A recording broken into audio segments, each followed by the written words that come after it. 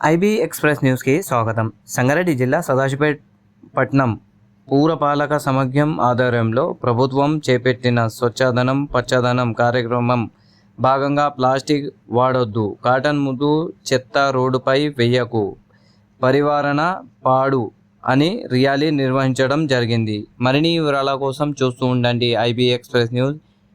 ఛానల్కి లైక్ చేయండి, షేర్ చేయండి, సబ్స్క్రైబ్ చేయడం మర్చిపోకండి.